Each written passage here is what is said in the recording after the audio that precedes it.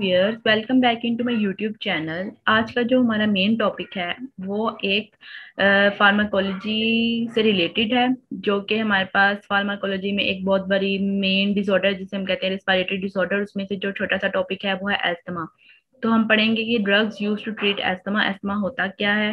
आज के टॉपिक्स में जो इंक्लूड है वो है एस्थमा की डेफिनेशन। हम एस्थमा देखेंगे कि एस्थमा क्या होता है, और pathophysiology of asthma, goals of treatments, drug use to treat asthma, जिसमें हम लॉन्ग टर्म ड्रग्स पढ़ेंगे, शॉर्ट टर्म ड्रग्स पढ़ेंगे, इनहेलर्स देखेंगे, इनहेलर्स की टाइप्स देखेंगे और उसके यूजेस देखेंगे, अल्टरनेटिव ड्रग्स देखेंगे और यूज इन एस्थमा एस्थमा में होते हैं। सबसे पहले हम डेफिनेशन देखेंगे एस्थमा की। एस्थमा हमारे पास एक क्रोनिक डिसीज है। Airways characterized by the episodes of acute bronchoconstrictions that cause shortness of breath, cough, chest tightness, wheezing and rapid respiration। जो एस्थमा होती है हमारे पास वो एक क्रोनिक डिसीज होती है। क्रोनिक मीन्स के वो more than 1 month, 2 month, 3 up to 6 month तक जो डिसीज चली जाती है उसे हम क्रोनिक कहते हैं। और एस्थमा हमारे पास एक क्रोनिक डिसीज होती है जिसमें एपिसोड्स ऑफ एक्यूट ब्रोंकोकॉन्स्ट्रिक्शंस आते हैं। एपिसोड्स मीन्स के एस्थमा का अटैक, एस्थमा जो होता है ना वो अटैक की सूरत में हम पे मतलब एक पेशेंट के ऊपर अटैक करता है। तो एस्थमा इस वजह से होता है, एपिसोड इसे इस वजह से कहा गया है क्योंकि जो एस्थमा है ना वो अगर एक दिन में एस्थमा पूरा दिन तो नहीं ना होता रहेगा, उसमें एपिसोड्स आएंगे। अगर उसको मॉर्निंग में अटैक आ जाएगा तो फिर नहीं तो इवनिंग में आ जाएगा, नहीं तो नेक्स्ट डे आ जाएगा, नेक्स्ट डे से उससे नेक्स्ट डे आ जाएगा, तो इसे हम कहेंगे एपिसोड्स। ठीक है। एक्यूट ब्रोंकोकॉन्स्ट्रिक्शंस का मतलब है, ब्रोंकोकॉन्स्ट्रिक्शंस का मतलब है कि हमारे लंग्स में ब्रोंक्यूल्स होते हैं।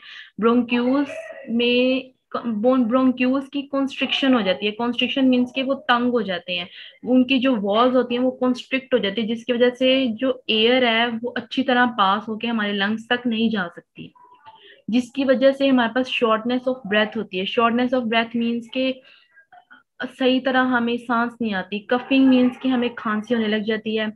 चेस्ट चेस्ट टाइटनेस आ जाती है, वीजिंग आ जाती है एंड रैपिड रेस्पिरेशन। जो पेशेंट होता है वो तेज तेज सांस लेने की कोशिश करता है, उससे ये लगता है कि वो तेज तेज सांस लेगा तो वो जो हवा है, ऑक्सीजन है, वो अच्छी तरह अंदर जाएगी लंग्स में, जिसकी वजह से वो ठीक हो जाएगा।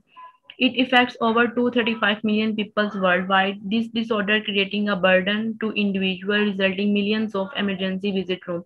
Millions of emergency visit room का मतलब ये है कि एस्थमा एक ऐसी बीमारी है जिसमें जो पेशेंट है वो काफी बार जो है इमरजेंसी रूम विजिट कर देता है। अब आती है पैथोफिजियोलॉजी ऑफ एस्थमा कि इसमें पैथोफिजियोलॉजी क्या होती है। Airways obstruction is asthma is due to the bronchoconstriction that result from the contraction of bronchial smooth muscles। ये क्या होती है, कॉन्ट्रैक्शन हो जाती है ब्रोंकियल्स में स्मूथ मसल्स की, और इन्फ्लेमेशन हो जाती है ब्रोंकियल वॉल्स की, और इंक्रीज हो जाती है सिक्रीशन ऑफ म्यूकस। म्यूकस हमारे मेम्ब्रेन में होती है, जिसकी वजह से जो म्यूकस होती है ना उसकी सिक्रीशन की जो लिमिट होती है ना वो इंक्रीज हो जाती है। और एयर फ्लो लिमिटेशन, जिसकी वजह से हमारे पास एयर फ्लो लिमिटेशन जो होती है ना वो लो हो जाती है। Asthma attacks may be triggered by exposure of allergens, exercise, stress, and respiratory infections. If it is untreated, asthma may cause death। ये देखें इस डायग्राम में आपको समझ आ रही है, ये नॉर्मल ब्रोंकियल ट्यूब है और ये इन्फ्लेम्ड है। इसमें ये हमारे पास रिलैक्स स्मूथ मसल है, ये रिलैक्स है, और ये एयरवेज ओपन है, आराम से हवा जा रही है, हवा आ रही है और लंग्स को और पूरी बॉडी को मिल रही है। ठीक है। अब यहाँ पे इन्फ्लेम्ड आ जाएगा। इन्फ्लेम की वजह से ये देखिए बिल्कुल फूल जाते हैं, जिसकी वजह से बिल्कुल उसके अंदर म्यूकस, म्यूकस तो होती है ना, वो एक तो वो तंग हो गया, ऊपर से उसमें म्यूकस है, स्वेलिंग हो गया, तो फिर वो एयर जा ही नहीं सकती उसमें से, तो फिर इस वजह से एस्थमा हो जाता है। नेक्स्ट है हमारे पास गोल्स ऑफ थेरेपी के, इसकी गोल क्या होती है। The goals of asthma therapy are to decrease the intensity and frequency of asthma system. कि हम गोल्स क्या देते हैं थेरेपी करवाने के। इसकी एक पूरी थेरेपी होती है एस्थमा की, कि पेशेंट को सिखाया जाता है कि आपने अगर आपका एस्थमा अटैक आए तो आपने क्या करना है और किन चीजों से आपने बच के रहना है। तो इसमें हम दिखाते हैं जिससे डिक्रीज हो जाती है intensity and frequency of asthma. Asthma पूरी तरह तो खत्म नहीं होता, लेकिन उसकी डिक्रीज हो जाती है इंटेंसिटी एंड फ्रिक्वेंसी।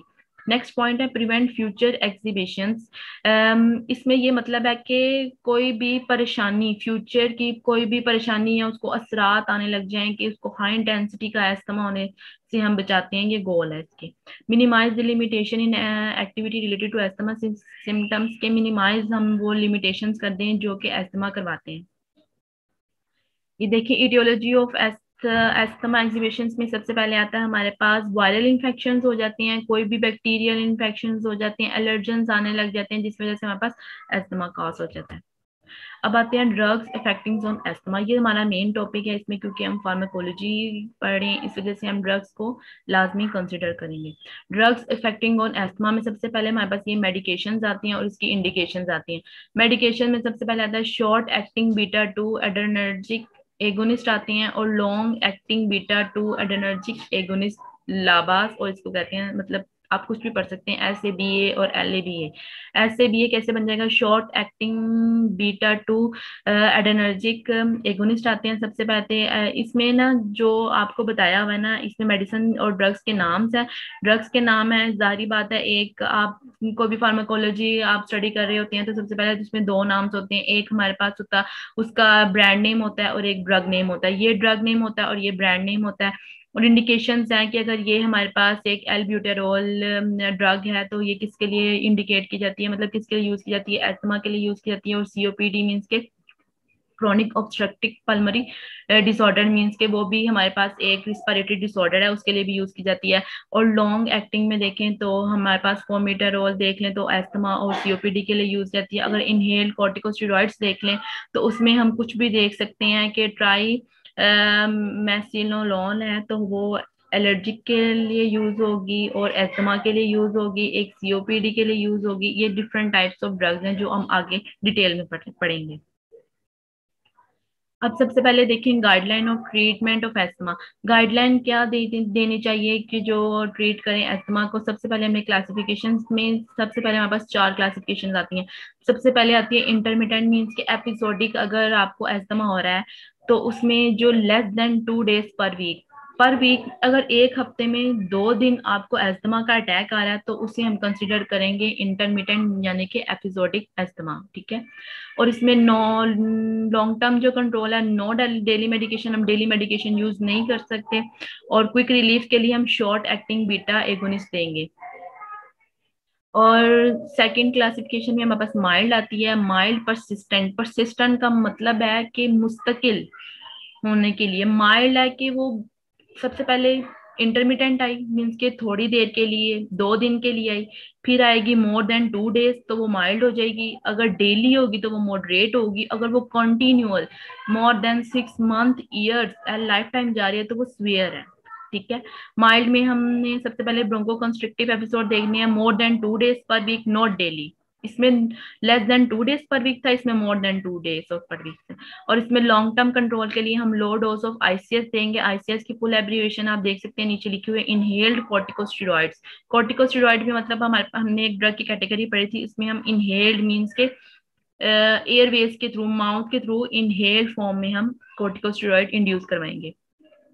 उसके बाद है क्विक रिलीफ सिम्टम्स के लिए हम short acting beta two agonist देंगे। और मॉडरेट परसिस्टेंट थर्ड क्लासिफिकेशन है, वो है मॉडरेट परसिस्टेंट, जो कि डेली होती है। डेली एक पेशेंट को अस्थमा का अटैक आता है, उसके लिए हम लॉन्ग टर्म कंट्रोल के लिए low dose of CS means के कॉर्टिकोस्टेरॉइड देंगे, प्लस LABA मीन्स के long acting beta two agonist, और medium dose of ICS. ICS means के इनहेल कॉर्टिकोस्टेरॉइड्स। ये सारी इसमें इंडिकेशंस लिखी हुई हैं, गाइडलाइंस लिखी हुई हैं, जिसके जो फॉलो करते हैं हम लोग। लो डोज कितनी देनी है, मीडियम डोज कितनी देनी है। शॉर्ट एक्टिंग में क्या आती है कि बीटा टू एगोनिस्ट दे सकते हैं, लेकिन फॉर्मिटारोल जो होती है ना वो इसकी अल्टरनेटिव यूज के लिए हम यूज कर सकते हैं। आगे स्वेयर परसिस्टेंट, जो कि ईयर्स हो गए हैं, लाइफ टाइम जा रही है, वो पेशेंट इनहेल कर रहा है, तो सबसे पहले bronchoconstriction episode continual means के कॉन्टिन्यूस जा रही है। और लॉन्ग टर्म कंट्रोल के लिए आ गया मीडियम डोज आईसीएस मीन्स के इनहेल कॉर्टिकोस्टेरॉइड्स, और लाबा मीन्स के long acting beta beta adrenergic जो एगोनिस्ट है वो। और हाई डोजेज हम देंगे आईसीएस की मीन्स के इनहेल कॉर्टिकोस्टेरॉइड्स की, ठीक है। और उसके बाद क्विक रिलीफ ऑफ सिम्टम्स में आता है short acting beta two agonist, और सेम ऐसे जैसे कि हमने मॉडरेट का देखा था। और फॉर्मिटारोल जो है ना वो इसकी अल्टरनेटिव ड्रग यूज करते हैं। सबसे पहले हम देखें बीटा टू एड्रेनर्जिक एगोनिस्ट क्या होते हैं, जो कि डायरेक्टली रिलैक्स कर देते हैं स्मूथ मसल्स के एयरवेज स्मूथ मसल्स को, जो कि डायरेक्टली ऐड कर देते हैं हमारे पास ब्रोंकियल्स के स्मूथ मसल्स को। They are used for quick relief for asthma system symptoms. ये क्विक रिलीफ दे देते हैं एस्थमा के सिम्टम्स के ऊपर, ठीक है। शॉर्ट टर्म कंट्रोल, इसमें इसमें दो तरह के आते हैं, एक हमारे पास आते हैं शॉर्ट टर्म, एक आते हैं लॉन्ग टर्म। तो शॉर्ट टर्म देखते हैं जो कि क्विक रिलीफ, एक हमारे पास इमरजेंसी में एक पेशेंट आया अस्थमा का, तो उसमें क्विक रिलीफ चाहिए हमें, उसमें क्विक एक्शन चाहिए हमें, तो हम कौन सी यूज करेंगे, हम शॉर्ट टर्म कंट्रोल्स यूज करेंगे। इसमें आएंगे SABA, जिसकी एब्रिविएशन है short beta agonist, beta androgenic agonist, ठीक है। हैव रैपिड ऑनसेट, इसका रैपिड ऑनसेट होता है 5 to 30 मिनट इसको चाहिए होती है, and provide relief for 4 to 6 hours के लिए। शॉर्ट टर्म में लेकिन इसका टाइम भी शॉर्ट होगा, ठीक है, 4 to 6 आवर्स होंगे। They are use for the symptomatic treatment of bronchospasms, providing a quick relief for acute bronchoconstriction. कि कोई भी एस्थमा का पेशेंट तो होता है, लेकिन अगर उससे हट के भी कोई पेशेंट आ जाए जिसको एक्यूट ब्रोंको कॉन्स्ट्रिक्शन होने लगे तो हम ये शॉर्ट टर्म यूज कर सकते हैं। Beta 2 agonist have no anti inflammatory effect, they should be use as monotherapy for patient with persistent asthma. ये हमारे पास इन एंटी इंफ्लेमेटरी इफेक्ट शो नहीं करती, जिसकी वजह से हम मोनोथेरेपी, मोनोथेरेपी का मतलब होता है कि एक सिंगल ड्रग हम यूज कर रहे हैं, क्योंकि अक्सर जो हमारे पास थेरेपीज होती है ना वो होती हैं बाई मीन्स के कंबाइंड थेरेपी हम यूज कर सकते हैं, लेकिन इसमें मोनो का मतलब इसलिए यूज किया गया क्योंकि एक ही ड्रग थेरेपी, एक ही केमिकल हम दे रहे हैं for the patient with persistent asthma, जो कि परसिस्ट कर गया एस्थमा, उसके लिए हम मोनोथेरेपी यूज कर सकते हैं। मोनोथेरेपी विद SABS मीन्स के शॉर्ट टर्म बीटा एगोनिस्ट में appropriate for patient with mild asthma और एक्सरसाइज इंड्यूस ब्रोंकोस्पैज्म। वो किसके लिए यूज कर सकते हैं, मोनोथेरेपी विद साबास मीन्स के एक single drug with short term beta androgenic agonist के साथ उन पेशेंट्स के लिए जो कि माइल्ड एस्थमा, जिनको भी माइल्ड एस्थमा है, और एक्सरसाइज इंड्यूस ब्रोंकोस्पैम्स मीन्स के एक्सरसाइज इंड्यूस ब्रोंकोस्पैम्स वो होता है, इसका मतलब ये है कि एक पर्सन है ना वो एक्सरसाइज कर रहा है, एक्सरसाइज से जाहिर बात है हमारी हार्ट बीट भी इंक्रीज होती है और हमारा रिस्पिरेटरी रेट भी इंक्रीज होता है। जैसे जैसे हम तेज तेज सांस लेते हैं तो वो उसको एक्यूट ब्रोंको कंस्ट्रिक्शन हो जाए तो हम उसको कहते हैं कि ये एक्सरसाइज ने इसको इंड्यूस करवा दिया था एस्थमा या ब्रोंकोस्पैज्म या ब्रोंको कंस्ट्रिक्शन, ठीक है। इसके एरियर्स मींस के एडवर्स इफेक्ट में क्या आता है, टैकीकार्डिया मींस के हार्ट रेट इंक्रीज हो जाती है, हाइपरग्लाइसीमिया यानी कि हमारे पास उसका लेवल जो होता है ना वो हमारे पास इंक्रीज हो जाता है ग्लूकोज का, और हाइपोकेलीमिया मींस के low level of potassium in blood serum में, मींस के केलीमिया मींस के पोटाशियम और हाइपो मींस के लो लेवल, ठीक है। और हाइपोमैग्नीसीमिया मींस के हाइपो मींस के low level of magnesium in blood, and skeleton muscle tremors, वो जो हमारे पास इनवॉलेंट्री मतलब मूवमेंट जो होने लग जाती है, जो ऐसे हाथ कांपने लग जाते हैं, जर्की मूवमेंट्स होने लग जाती हैं। Symptoms minimize with the inhale delivery, symptoms जो होते हैं ना वो मिनिमाइज हो जाती हैं अगर हम इनहेल डिलीवरी मींस के हमने देखा था फार्माकोलॉजी में रूट ऑफ एडमिनिस्ट्रेशन होते हैं, कुछ ऐसी ड्रग्स होते हैं जो हम ओरली ले सकते हैं, कुछ जो होती हैं हम वो इंट्रावीनस सबकुटेनियस ले सकते हैं, कुछ होती है हम इनहेल करते हैं। और ये ऐसी ड्रग्स हैं एस्थमा के लिए बीटा 2 एड्रेनेर्जिक एगोनिस्ट, जो कि हम इनहेल करेंगे तो ये सिम्टम्स को मिनिमाइज कर देंगे। शॉर्ट टर्म हमने पढ़ लिया, अब हम पढ़ेंगे long term control. Long term control में कौन से ड्रग्स आते हैं, साल्मेटारोल और फॉर्मेटारोल, ठीक है, जो कि लॉन्ग टर्म ड्रग्स होती हैं। It has long duration action, provide ब्रोंकोडाइलेशन at least 12 hours, ये 12 आवर्स देती हैं। वो हमारे पास जो थी 4 to 6 आवर्स दे रही थी, ये हमारे पास 12 आवर्स दे रही हैं। Use of LBA monotherapy is contraindicated, इसमें हम मोनोथेरेपी नहीं दे सकते, मीन्स के सिंगल केमिकल यूज नहीं कर सकते। They should all be use in the combination with asthma controller medication such as corticosteroids. एक हमारे पास थे शॉर्ट टर्म, दूसरे हैं लॉन्ग टर्म, फिर आते हैं कॉर्टिकोस्टेरॉइड्स। जो हमारे पास शॉर्ट टर्म थे वो हम मोनोथेरेपी मीन्स के सिंगल डोज दे सकते हैं केमिकल की, लेकिन जो हमारे पास लॉन्ग टर्म है उसमें हम मोनोथेरेपी नहीं देंगे बल्कि उसमें कॉम्बिनेशन देंगे। वो कैसे, कॉम्बिनेशन इस तरह से दे सकते हैं कि हम लॉन्ग टर्म कंट्रोल के साथ कॉर्टिकोस्टेरॉइड दे सकते हैं, तो वो हो गया हमारे पास कॉम्बिनेशन थेरेपी, ठीक है। Apply in moderate to severe asthma, ये पीछे टेबल में भी एक्सप्लेन किया गया है कि ये किसके लिए होती है, स्वेयर एस्थमा हो गया जिसको, उसके लिए लॉन्ग टर्म कंट्रोल हम दे सकते हैं। Also use to control acute system symptoms, acute के लिए भी यूज हो सकती है। विद ICS, देखें विद ICS, इसमें हम मोनो यूज ही नहीं कर सकते, कॉम्बिनेशन थेरेपी देनी है। विद ICS मीन्स के कॉर्टिकोस्टेरॉइड्स के साथ, ठीक है, for moderate persistent asthma in adults and adolescents, ठीक है। अब इसके एडवर्स इफेक्ट्स क्या आते हैं, similar to the short term control, जैसे कि शॉर्ट टर्म के थे ट्रैकिकार्डिया, हाइपोग्लाइसीमिया, हाइपोमैग्नीसीमिया और स्केलेटल मसल ट्रेमर्स, ठीक है। अब आती हैं कॉर्टिकोस्टेरॉइड्स। हमने तीन कैटेगरीज पढ़ ली हैं। पहले में था बीटा टू एनर्जेनिक एगोनिस्ट, दूसरे में फिर दूसरे में आता है शॉर्ट टर्म्स के लिए कौन सी होती हैं, फिर लॉन्ग टर्म्स के लिए कौन सी होती हैं। अब हम देखेंगे कॉर्टिकोस्टेरॉइड्स का क्या इफेक्ट्स आता है। Used for long term controlling patient with persistent asthma, जिसको परसिस्टेंट एस्थमा है उसके लिए हम कॉर्टिकोस्टेरॉइड्स यूज करते हैं। उसके बाद they inhibit the release of arachidonic acid through inhibition of phospholipase A2, producing direct anti inflammatory properties in airways. ये मैं आपको समझाती हूँ कि ये क्या कह रहा है इस लाइन में। Effective to controlling inflammation, it must be use regularly. अगर हमें इफेक्ट चाहिए अच्छा तो हम इसे रेगुलर यूज कर सकते हैं, ठीक है। एक्शन ऑन लंग्स क्या होता है इसके ऊपर, आईसीएस कॉर्टिकोस्टेरॉइड्स जो होते हैं, आई का मतलब है इनहेल, ठीक है, सीएस मींस के कॉर्टिकोस्टेरॉइड्स डायरेक्टली टारगेट करते हैं एयरवेज के ऊपर जो कि इन्फ्लेम्ड हो जाती हैं by decreasing the inflammation cascade. Inflammatory material कौन से होती हैं, इजेनोफिल्स होते हैं, मैक्रोफेजेस होते हैं, टी लिम्फोसाइट्स होते हैं। ये वो वाले सेल्स हैं जो कि इन्फ्लेमेशन कॉज करते हैं, और हमने तो इसमें एंटी इन्फ्लेमेटरी इफेक्ट चाहिए, मीन्स की इन्फ्लेमेशन कम करनी है हमने, तो ये डायरेक्टली जो होते हैं ना वो एक्ट करते हैं इन सेल्स के ऊपर। और म्यूकोजल एडिमा, जो एडिमा म्यूकोजा का एडिमा बन जाता है उसको भी कम करने के लिए, और reducing the permeability of capillaries, means के कैपिलरीज की परमिबिलिटी को रिड्यूस करने के लिए, क्योंकि वो कैपिलरी की परमिबिलिटी की इतनी इंक्रीज कर देती है कि जिसकी वजह से हमारे पास एयर वेज जो थी ना अच्छी तरह पास नहीं हो रही थी लंग्स से। आफ्टर रेगुलर यूज करने के बाद it reduce the hyper responsiveness of Airways and protect from allergens. Hyper responsiveness क्या होती है कि जो हमारे पास जो लंग्स होते हैं ना एस्थमा में, एस्थमा पेशेंट के लंग्स जो होते हैं ना वो हाइपर रिस्पॉन्स कर रहे होते हैं, हालांकि हमारे नॉर्मल पर्सन के इतने नहीं होते जितने एस्थमा पेशेंट के होते हैं। तो हाइपर रिस्पॉन्सिव को कम करने के लिए जो इसका रेगुलर यूज करना ज्यादा बेटर है। अब ये कॉर्टिकोस्टेरॉइड ट्रीटमेंट्स होते हैं जो कि आप देख सकते हैं, काफी थेरेपीज है यहाँ पे, इनहेलर्स भी हैं, मेडिसिन भी हैं। रूट ऑफ एडमिनिस्ट्रेशन कि हम इसको कैसे इनहेल कर सकते हैं, हम इसे इनहेलेशन में भी ले सकते हैं, ओरल मींस के हम इसको माउथ के थ्रू भी ले सकते हैं, इंट्रावीनस यानी कि इंजेक्शन की फॉर्म में भी ले सकते हैं। इनहेलेशन हम इसलिए तब लेंगे जबकि हमें अस्थमा अटैक आता है। ओरल भी हम ले सकते हैं।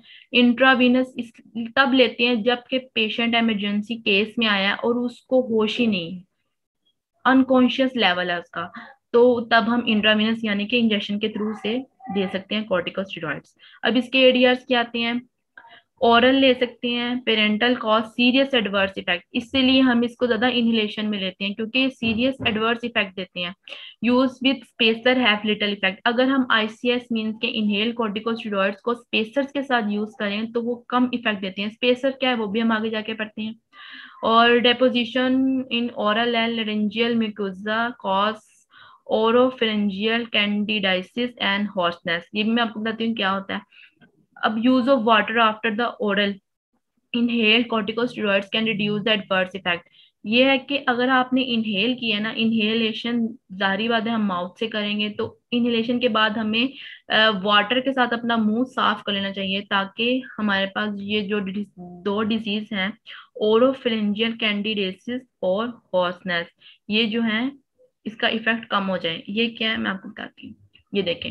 ओरोफेरेंजियल कैंडिडेसिस जो होती है ना हमारे पास फंगस की वजह से होती है। आपने इसका नाम सुना होगा, फंगस का नाम है कैंडिडा अल्बाइकेंस, जो कि एक फंगल की एक पूरी वो उसका नाम है, जो कि हमारे माउथ में हो जाती है इनहेलेशन की वजह से। ये देखें ये सिम्टम्स बने, वाइट पैचेस बन जाते हैं around the cheeks and tongues पे, जिसकी वजह से हमें पेन होती है। जब हम कुछ खाते हैं तब पेन होती है, स्वेलमिंग करने में पेन होती है, बोलने में पेन होती है, और हॉर्सनेस होती है हमारे पास। ये हमारे पास जो हमारे पास एपिग्लोटिस होता है ना उसको स्वेल कर देता है। और जो हमारे पास ये देखिए नॉर्मल लेरिंग्स है और ये इन्फ्लेम लेरिंग्स है। नॉर्मल इस तरह से है, ये देखें ये इसकी एपिग्लोटिस है, ये इसके वोकल कॉर्ड्स हैं, ठीक है।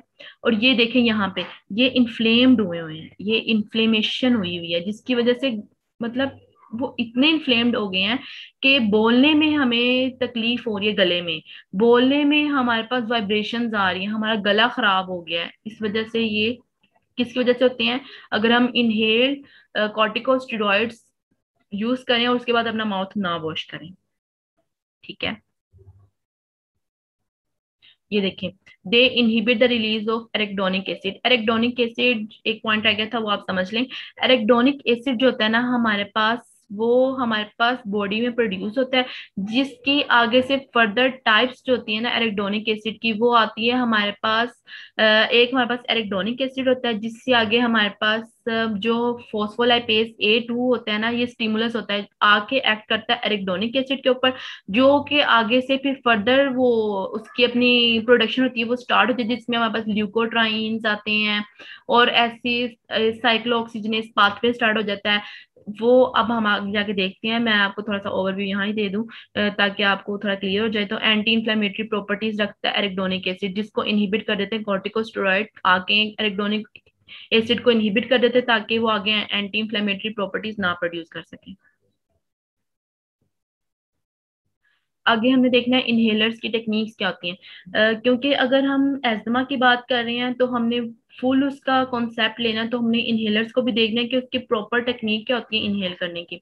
इनहेलर्स जो होते हैं ना हमारे पास, वो 3 टाइप्स के होते हैं। सबसे पहले टाइप्स है मेटर्नेट डोज इनहेलर्स। ठीक है, patient should be instructed to exhale before the inhaler, then begin the inhale slowly and they press the congester and continue inhaling slowly and deeply।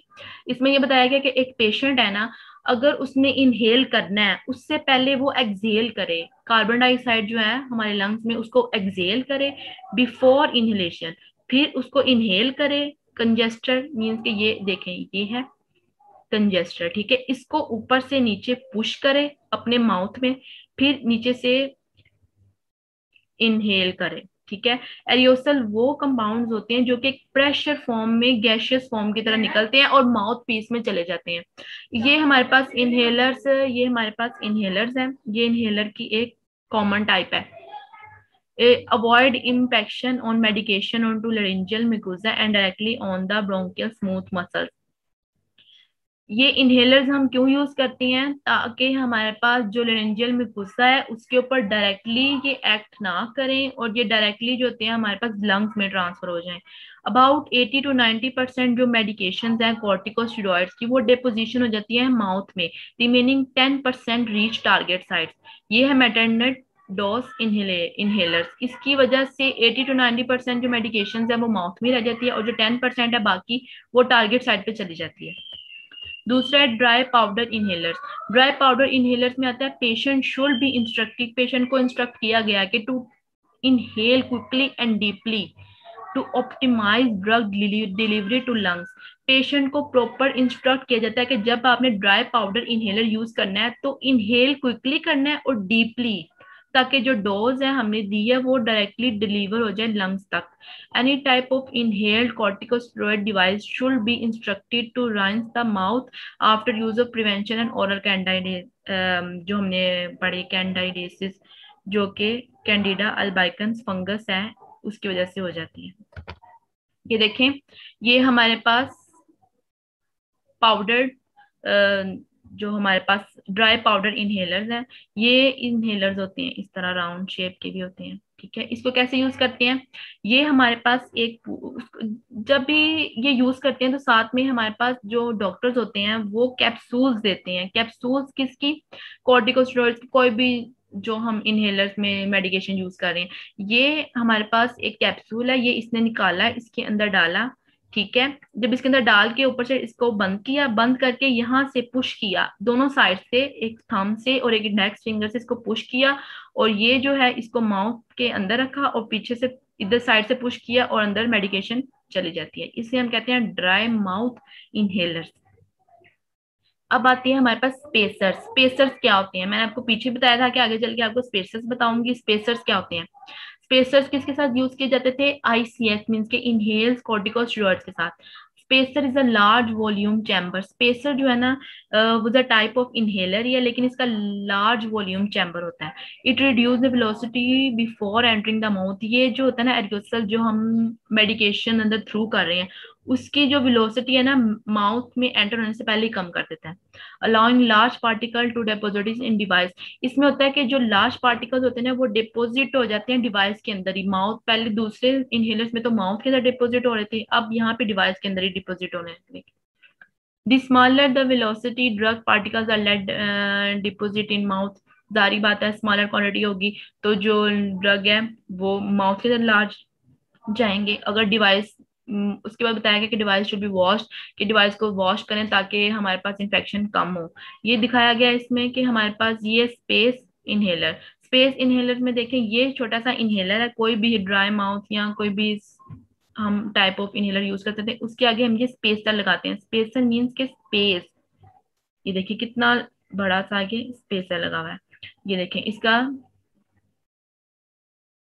करने का तरीका ये है, यहाँ से पुश किया, यहाँ से अंदर गया, यहाँ से जो मेडिकेशन निकलेगी ना उसका मोस्ट ऑफ जो लार्ज पार्टिकल्स है ना वो स्पेसर के अंदर ही गिर जाएंगे एज कंपेयर टू माउथ के अंदर गिरे। इसीलिए जो हमारे पास ये स्पेसर होता है इसकी बहुत अच्छी एक एफिकेसी ये होती है कि ये हमारे पास जो भी मेडिकेशन निकलेंगी वो डायरेक्टली इनटू द लंग्स में जाती है।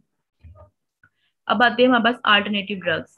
पहले जो हमने ड्रग्स पढ़े थे वो तो थे ना इंपॉर्टेंट ड्रग्स जो कि हम एस्थमा में यूज करते हैं। ये अल्टरनेटिव ड्रग्स है जो कि हम उन ड्रग्स के अलावा भी हम अल्टरनेटिव ड्रग्स यूज कर सकते हैं। उसमें सबसे पहले आते हैं ल्यूकोट्राइन्स मॉडिफायर्स। ल्यूकोट्राइन्स वो होते हैं, मैंने आपको पहले भी बताया था कि ल्यूकोट्राइन्स एरिडोनिक एसिड जो होता है ना उसमें जब वो फॉस्फोराइलेज A2 आता है स्टिमुलेटर तो उसको एरिडोनिक एसिड को स्टिमुलेट करता है जिसके आगे से फर्दर क्लासिफिकेशन स्टार्ट हो जाती है जिसमें है ल्यूकोट्राइन्स एंड सिस्टानाइन ल्यूकोट्राइन्स मीन्स के CD4 इसकी टाइप से आगे CD4 C4 E4 जो प्रोडक्ट्स होती है ना वो 5 लिपो ऑक्सीजनेस पाथवे को इंड्यूस कर देते हैं जो कि इन्फ्लेमेशन कॉज करता है। ठीक है, इसमें जो ड्रग्स यूज होती हैं उनके नेम है जाइलोटोन, ठीक है, ये उसका आगे ब्रांड नेम है। जेफ्लिलो कॉस्ट, ठीक है, फिर आती है थर्ड पे मोन्टिलो कॉस्ट। ये इसकी एब्रिवेशन आगे लिखी हुई है, आप यहाँ से भी आसानी से पढ़ सकते हैं। और इसमें क्या होता है ल्यूकोट्राइन्स मॉडिफायर्स में ये जो ड्रग्स हैं ये क्या करती हैं, ये कब देने चाहिए, used in situations where immediate bronchodilation is required. जब हमारे पास इमरजेंसी केस में हम ये यूज कर सकते हैं, जब हमें इमीडिएट ब्रोंकोडाइलेशन चाहिए तो हम ये ल्यूकोट्राइन्स मॉडिफायर्स में कोई भी ड्रग्स जो है एज सिचुएशन ऑफ पेशेंट हम दे सकते हैं। और सेकंड में आता है प्रिवेंशन ऑफ एक्सरसाइज इंड्यूस ब्रोंकोस्पैम्स, वही जो कि एक्सरसाइज से हमें एस्थमा होने लग जाए तब हम लोग ये ल्यूकोट्राइन्स मॉडिफायर्स यूज कर सकते हैं। ये देखें, ये इसकी प्रॉपर डायग्राम है। मेम्ब्रेन फोस्फोलिपिड्स है, ये देखें फोस्फोलाइपेज A2 स्टिमुलस है जो कि आता है हमारे पास एरिडोनिक एसिड के पास। एरिडोनिक एसिड को स्टिमुलेट कर देता है, उसको एक्टिवेट कर देता है ताकि वो 5 लिपोक्सिजनेस पाथवे स्टार्ट कर दे जिसमें अब में हमारे पास ल्यूकोट्राइन्स की क्लासिफिकेशन आ जाती है। मीन्स के A4 है तो वो B4 में कन्वर्ट हो जाएगा और C4 में, फिर D4 में, फिर E4 में। ये हमारे पास एंटी इन्फ्लेम मतलब इन्फ्लेमेटरी प्रोडक्ट है, एंटी नहीं सॉरी इन्फ्लेमेटरी, जो कि इन्फ्लेमेशन को खास करवाती हैं, हमें एस्थमा को इंड्यूस करवाती हैं। उसके बाद हमारे पास आती हैं उसी ड्रग्स में सबसे जो पहले ड्रग्स है जाइटोलोन जो कि सिलेक्टिव है और स्पेसिफिक इनहिबिटर है 5 लिपोक्सिजनेस पाथवे को। प्रिवेंशन करती है for the formation of both LTB and the cysteinyl leukotrienes. कोई भी ल्यूकोट्राइंस को ये सप्रेस कर देती है, मीन्स कि उसके एक्शन को ब्लॉक कर देती है, इनहिबिट कर देती हैं। और जो दूसरी ड्रग्स है फिरलोकॉस्ट एंड मोन्टिलोकॉस्ट, ठीक है, जो ब्लॉक कर देती हैं सिस्टाइलिन ल्यूकोट्राइंस को। ठीक है, अब इसकी फार्माकोकाइनेटिक्स का मतलब है ये है कि हम इसको कैसे ले सकते हैं, ओरली ले सकते हैं या हम इसको सबक्यूटेनियस ले सकते हैं।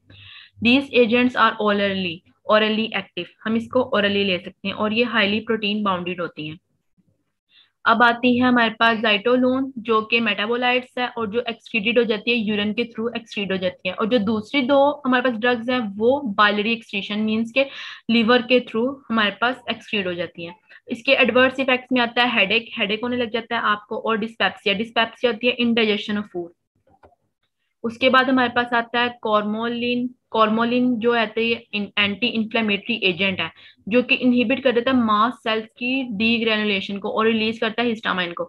मास्ट सेल्स जो होते हैं हमारे पास वो इन्फ्लेमेटरी सेल्स होते हैं ये हमारे पास कॉर्मोलिन है जो कि एजेंट है, जो कि एंटी इंफ्लेमेटरी है, जो इनहिबिट कर देता है मास्ट सेल को कि आगे वो डिजनरेट ना मतलब वो आगे प्रोड्यूस ना हो, और जो हमारे पास इन्फ्लेमेशन उसको रिड्यूस करते हैं।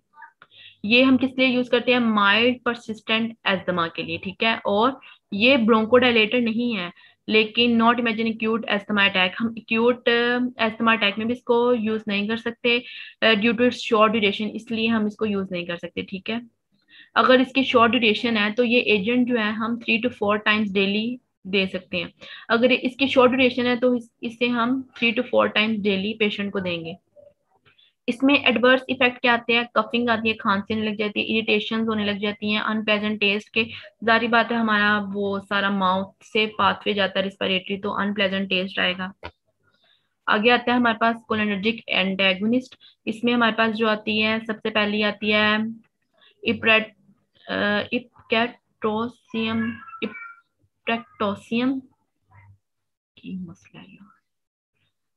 इसमें हमारे पास कोलिनर्जिक एंटेगोनिस्ट आती हैं जो कि इनहेल करती हैं शॉर्ट एक्टिविटी, और atropine is not recommended for the routine treatment of acute bronchospasms in asthma, कि हम एट्रोपिन जो होती है ना उसको रूटीन ट्रीटमेंट में नहीं यूज कर सकते। और however it may be useful in patient who are unable to treat with SABAs और पेशेंट विद एस्थमा और सीओपीडी। ये हम कोलिनर्जिक एंटेगोनिस्ट उन पेशेंट्स को देते हैं जिनमें S A B A means के शॉर्ट टर्म जो बीटा एंटेगोनिस्ट है वो वर्क नहीं कर रही थी, और सीओपीडी, एस्थमा के साथ हमें सीओपीडी मीन्स के chronic obstructive pulmonary disorder disease भी हो गई है, तो हम उसके लिए फिर कोलिनर्जिक एंटेगोनिस्ट देते हैं। और इसमें हमारे पास जो पहली है प्रेप्ट्रोपियम, बेनिफिट इसके क्या है कि यूज होती हैं अगर हम करें एससीबीएस के साथ, मींस के शॉर्ट टर्म के साथ यूज करें, और ट्रीट करता है एक्यूट एस्थमा को जो कि इमरजेंसी डिपार्टमेंट में आती हैं, ठीक है। और दूसरी है ट्राइट्रोपियम जो कि लॉन्ग एक्टिंग मेडिसिन है और यूज ट्रीट की जाती है हमारे पास अडल्ट पेशेंट्स के अंदर विद स्वियर एस्थमा। जिनको स्वियर एस्थमा हो जाती है और उनकी एज होती है वो काफी ज्यादा होती है, तो भी हम ट्राइट्रोपियम यूज करते हैं। और इसका एडवर्स इफेक्ट में क्या आता है? जेरोथोमिया, जो कि ड्राई माउथ हो जाती है, लॉस ऑफ स्लाइवा मीन्स के स्लाइवा नहीं बनता, और ड्राई माउथ, उनका मुंह खुश्क रहने लग जाता है। बिटर टेस्ट मीन्स के अच्छा टेस्ट नहीं आता, कड़वा कड़वा टेस्ट आता है। अब दूसरी थर्ड पे हमारे पास आता है टी ओ आइलिन। थर्ड पे हमारे पास आती है थ्री टीओ टीफोफाइलिन टीओफिलिन। थर्ड पे हमारे पास आती है टियोफिलिन इज द ब्रोंकोडाइलेटर, जो कि ब्रोंकोडाइलेटर है, जो कि रिलीव्स करता है एयरवेज ऑब्स्ट्रक्शंस को जो कि क्रोनिक एस्थमा में हमारे पास होती हैं, ठीक है। डिक्रीज करता है एस्थमा के सिम्टम्स को और शो एंटी इंफ्लेमेटरी इफेक्ट, ठीक है। लेकिन इसका मैकेनिज्म इतना क्लियर नहीं है, हम इसे कम यूज करते हैं। ओवरडोज में कॉज सीजर्स कॉज करने लग जाता है, और फेटल एरिथमियाज जो कि हमारे पास इरेगुलेशन ऑफ हार्ट बीट आने लग जाती है। नेक्स्ट हमारे पास जो लास्ट है वो है मोनोक्लोनल एंटीबॉडीज। एंटीबॉडीज इसमें आता है हमारे पास these agents are use for the treatment of severe persistent asthma. Severe means के काफी लॉन्ग टर्म चलने लग गया एस्थमा, मींस के 6 मंथ to years जाने लग गया एस्थमा। इन पेशेंट के लिए हम मोनोक्लोनल एंटीबॉडीज यूज करते हैं। और पुअरली कंट्रोल विद पिछले मतलब पीछे जो हमने